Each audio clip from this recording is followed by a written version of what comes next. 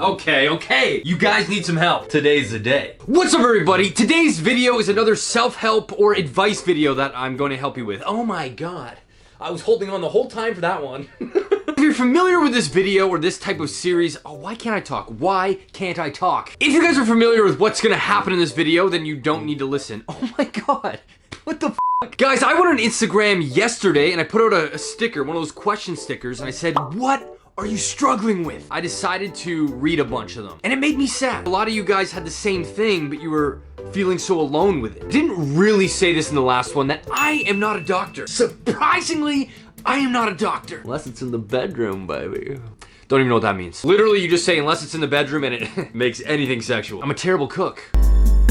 Unless it's in the bedroom, baby. That like creepy sexual, you know? Okay, I think here's where we're gonna start. Based off a lot of the questions I got, and because I can't address them all, and if you're really looking for help, and it's relatively urgent, because I'm not a doctor, I'm not a therapist, everything I say in this video is opinion, it's not fact, it's my own personal thought process that I feel might be a healthy conversation. If ever things seem like they're too much, there is always someone you can call. You are never alone. Even in your darkest hours, you're not alone.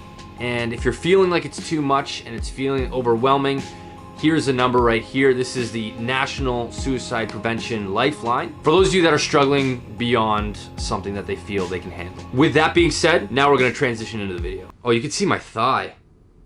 It's not attractive, eh? Let me know if you guys see my thigh at any point. I apologize if it's too promiscuous. Since you guys shared your struggles with me, I think it's only fair that I share my struggles with you. See if you guys can relate, maybe not. I'm currently more introverted than I would want to be. Nothing against introverts, but when I'm going through some sort of growth transition, I find I do get very introverted. Not very, but I do get introverted. I do a lot of activities by myself. At times I'm more comfortable by myself. I seem extroverted and I am more comfortable being an extrovert, but right now, I would say I'm going through a process of introvertedness. I just kind of want to be on my own for a little bit. This would be the perfect time for an emo song. Sorry, let me do the line again.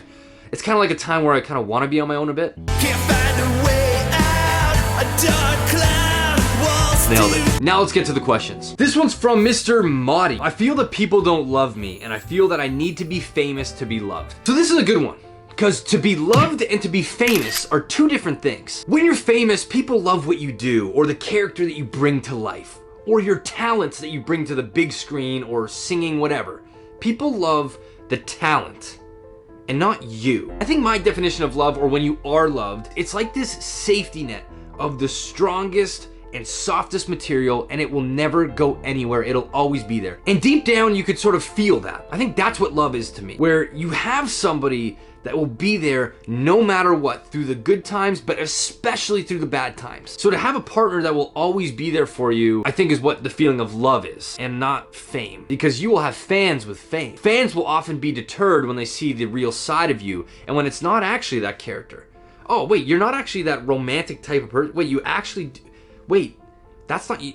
Totally different. I read this really interesting thing. Recognition to the self is what food is to the body. And like food, too much or too little can be harmful for us. I think a lot of us seek fame or want to be famous because we're overcompensating for not getting enough recognition, maybe when we were a kid, or even in our current lives. So naturally, we want to chase after fame. We want the awards. We want these accolades to back us up and give us purpose. A lot of us are blind to what actually loves us. We feel entitled that, you know, our parents, they have to love us. Our friends, they have to love us too. It gets to the point that we figure out and find anybody or anything that loves us in this life, and we justify why they have to love us. Nobody has to love you, but there is always somebody that loves you. On a human connection front, there is always somebody out there that admires you more than you even think. Most of the time because we don't say it. We're uncomfortable. We're uncomfortable sending someone a message saying, I admire you and I want you to know that. You know how much that makes someone's day? So I went in deep with this one. Don't think that chasing after fame will make you feel loved, because some of the loneliest people are the ones at the top. Whatever you're dealing with is either in here, it's in here, man. It's somewhere in you. And to go out and think that seeking validation from thousands of people is gonna make you better, it's not. Okay, what do we got next? Susan Doom. How long can you pretend you're in love so you don't hurt your partner? Oh, yo, man, this one.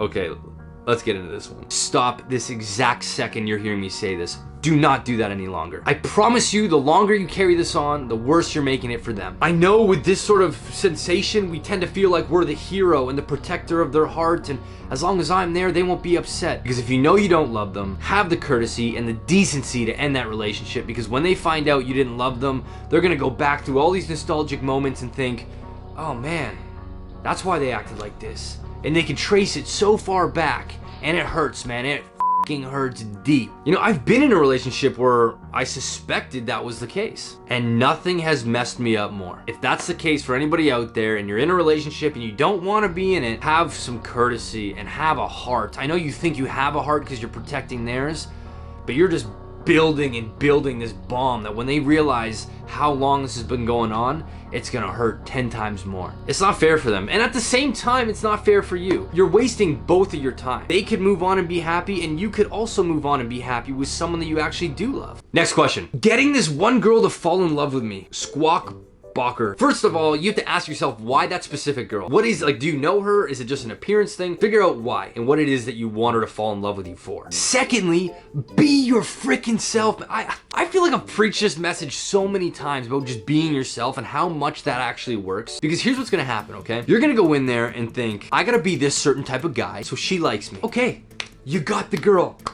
Yes, nice job. What happens in a year when you can't keep that facade up? Because I promise you, you can't keep that facade up. When the real you starts to come out, the quirks, oddities, the uniqueness of you comes out, and they're kind of like, what the is this? Problems, man, it's gonna create problems. I'm with you in a sense where we often will see someone and be like, man, I wish I could make that person fall in love with me. I don't think love works in like a choosy way. I don't think you look around and go, I want you to love me, I want to be in love with you. I think naturally when your personality is out there and you're being you, it's like this invisible magnet that like attracts other people that are like, yo, I'm also like you. Hey, you want to slam? Like, you know. It just kind of happens naturally. Next question. This is by Michaela.Isabel. I just started a new high school as a sophomore. Any advice on making friends? I'm gonna be honest with you, I had to Google this because in Canada we don't use like sophomore and like junior and I'm a senior. I've never used that. I'm in 10th grade. So I believe that's 10th grade. High school is a place where it's consistently changing. Like people's bodies are changing. They're figuring out who they are and what they like. Consistently, that's happening in high school. Don't put so much pressure on yourself to try to fit in with a crowd. But once you start going to class, once the school year starts and you're in class and you're not so much the new kid anymore, and you're in group projects and you're kind of like, haha, this teacher smells like ass, bonds and relationships will start to form without you really even trying. Unless you're being socially awkward or you're being introverted on purpose and you're pushing away that sort of opportunity to make friends, I think it's relatively inevitable that it'll happen. You will find your people. They are in the building. 100% they're in the building. Am I showing my thigh again? Next question. This is from America_Jamie14. I want to grow up. I want to be mature and not be this childish. What? What does that even mean? First off, what does childish mean to you? Because if you're representing it as laughing at silly jokes, immature jokes, or having a fun time, or being happy, or wearing whatever you want to wear, that has zero to do with childish. So first off, I'd say address what that means. I can't tell you how many times I've been called immature or childish from people that, based off of their own standards, would be exactly that. They still live at home and they're a little bit I own this condo. I own a car, I have Charlie. My life is relatively put together, but yet I'm still called that from people that are basement dwellers at their parents' house. And there's nothing wrong with living with your parents still, it's just don't be criticizing people based off of your jealousy or an insecurity that's within you. Maybe they feel childish and they're like, I gotta make someone else feel that way. And I promise you, by the way, Jamie14, I promise you, one day in your life, you're gonna grow up and you're gonna be like, wow, I can't believe I said I wish I wanted to grow up. You're only young once, up until like 19, and then you're classified as an adult the rest of your life. Look at it that way. You have like your childhood, youth, and then you have grown up. It's like 10% of your life. So don't rush it, because you only get it once. Next question. This is from aman_51. It says being confident. Confidence comes from within. I mean, there's not much wisdom there. I think we all kind of know that. However, a lot of us will often attach our confidence to things or to people.